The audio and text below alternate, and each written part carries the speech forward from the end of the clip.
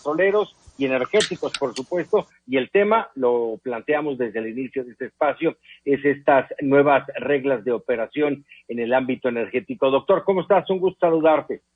Hola, mi querido Paco, muy buenas tardes, a Berenice también, por supuesto, y a todo el público.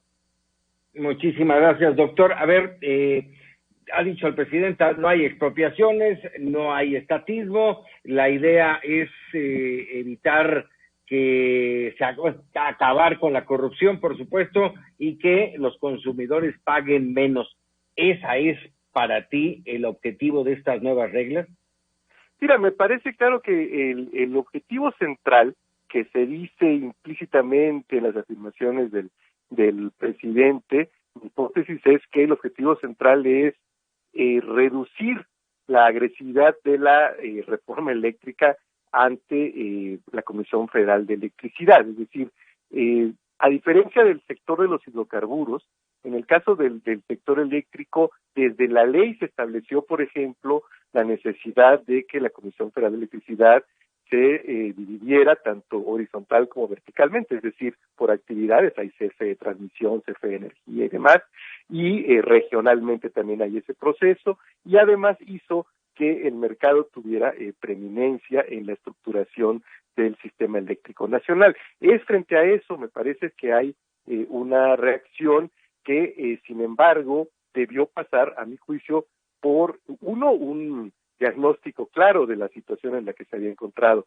el sistema eléctrico, y dos, necesariamente por reformas legales, ¿no? Porque, insisto, a diferencia del sector petrolero, donde igual, si se quiere hacer coherente con la política pública del gobierno al marco legal vigente, tiene que haber cambios. En el caso del sector eléctrico es todavía más imperativo, ¿no? Por ejemplo, el SENACE no tiene capacidad para decidir priorizar, como lo hace el acuerdo, pues prácticamente a las energías que son producidas fundamentalmente por la Comisión Federal de Electricidad, ¿no? Este tipo de cuestiones sí requieren una revisión, más allá de que en efecto la Comisión Federal ha dado subsidios implícitos a la industria privada, sobre todo en el caso del respaldo, ¿no? Que es un costo que asume la Comisión Federal de Electricidad, y bueno, la queja que dio lugar a este intercambio muy duro entre las cúpulas empresariales y el director de la comisión sobre la transmisión, donde la verdad, como suele suceder, está en medio, ¿no? Y efectivamente las empresas pagan, pero una tarifa que fija la Comisión Reguladora de Energía y que a juicio de la Comisión Federal de Electricidad no es suficiente para los costos asociados al mantenimiento del servicio, ¿no? Entonces, pero sí, me parece que esa es la hipótesis, donde, por cierto, pues las energías renovables son un muy grave daño colateral. Así es.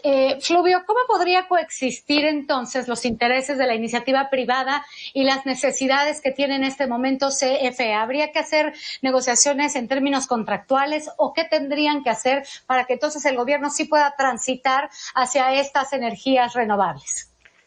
Sin duda tiene que haber una reformulación del diseño institucional y del marco jurídico en materia eléctrica. Por supuesto que tienen que convivir, de hecho, prácticamente todo el mundo. Hay diferentes arreglos institucionales a partir de los cuales hay o no operadores estatales. En el propio Estados Unidos hay diferentes modelos según la región del país del que se trate. Hay países como Francia, donde se tiene una empresa pública muy eficiente como es Electricidad de Francia y basa su energía en un 70 y tantos % en energía nuclear. En fin, hay muchos modelos, hay muchos arreglos posibles, pero sin duda creo que este clima de animadversión mutua que se está generando no ayuda a tener la serenidad que implica replantear todo un esquema donde, insisto, sí había una intención subyacente de ir reduciendo el papel de la Comisión Federal de Electricidad. Y si leemos las leyes de industria eléctrica y transición energética, por ejemplo, pues todo estaba basado, en el caso de las energías renovables, en el mercado. Por eso las subastas son tan importantes para el modelo que se puso en vigor a partir de la reforma. Entonces sí se requiere de un análisis sereno y sobre todo también de no pretender desde o solamente a partir de instrumentos administrativos como estos acuerdos reformular algo que requiere modificaciones legales. Vamos, por lo que dices, entonces, pareciera que esto es básicamente una acción para rescatar a la Comisión Federal de Electricidad, como en su momento llegó a mencionarlo el presidente, que había quienes pretendían acabar con Pemex y con la Comisión Federal de Electricidad.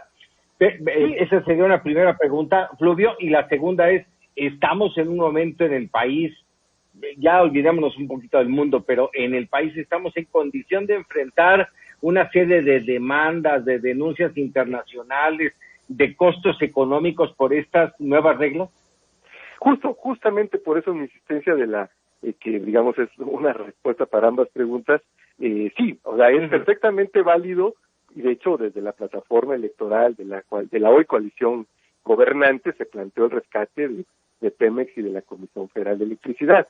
Yo he pensado siempre, y tal vez porque soy veracruzano y escuché además la nota anterior, que el peso simbólico del petróleo hizo más prudente la reforma en ese terreno, pero no lo hubo en el caso eléctrico. Entonces, sí es válido, porque y además no solamente es válido, fue una propuesta legitimada ampliamente con la victoria electoral de la actual coalición gobernante, pero la forma en que se ha hecho efectivamente deja al país en una gran vulnerabilidad.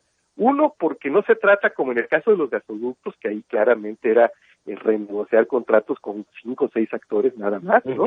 Aquí estamos hablando de decenas de actores que además, hay que decirlo, si tenían los permisos preoperativos es porque el SENACE había hecho los estudios correspondientes antes de dar los permisos, ¿no? Entonces, el SENACE no puede, como institución, independientemente de las personas ya en concreto, pero como institución no puede decir a esos actores, oye, pues sí te di un permiso hace 3 años, pero la verdad es que ya no te los voy a dejar que sea vigente, ¿no? Eso no se puede. Por eso rápidamente se ampararon estas empresas y rápidamente obtuvieron estos amparos.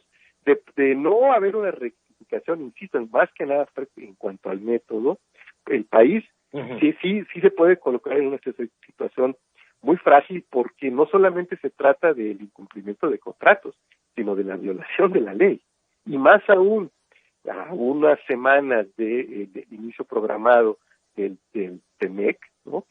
Donde se firmaron cláusulas en materia energética, más allá del discurso poético de inversiones de la Constitución, claro, hay cláusulas de protección a la inversión muy severas, sobre todo en el sector energético, ¿no? Por eso, oye, Fluvio, ¿sí? Se me viene el tiempo encima y yo no quiero dejar de preguntarte esto. Eso es muy importante. Todo esto que estás mencionando es vital pero no podemos dejar de lado los acuerdos en defensa del medio ambiente del planeta, ¿eh? Claro, esa es otra cuestión, que yo te diría incluso independientemente de este diferendo, ya los objetivos como país que nos habíamos fijado para el cumplimiento, sobre todo los acuerdos de París en materia de cambio climático, ya no iban en la ruta de cumplirse, a pesar de que desde la ley misma, y por ejemplo es algo que también tiene que revisarse, se hicieron, pues yo le llamo la verdad pequeñas trampas, como definir energías limpias de tal forma que hasta las del gas natural son energías limpias, ¿no? Pues menos sucias, pero no son limpias como tales. Entonces, claramente esos objetivos ya no se iban a cumplir. Con este diferendo es todavía más difícil que se haga. De manera que sí, también, justo por eso hace falta revisar el diseño institucional y los objetivos gubernamentales. Como siempre, Fluvio Ruiz, agradecido, doctor, de que nos regales unos minutos y nos des luz y claridad sobre algunos temas que no son fáciles. Te agradezco mucho. Muchísimas gracias, Paco. Estamos a la hora de Berenice, con mucho gusto. Muchísimas gracias. El doctor Fluvio Ruiz, analista en sector energético. Vamos a hacer una pausa.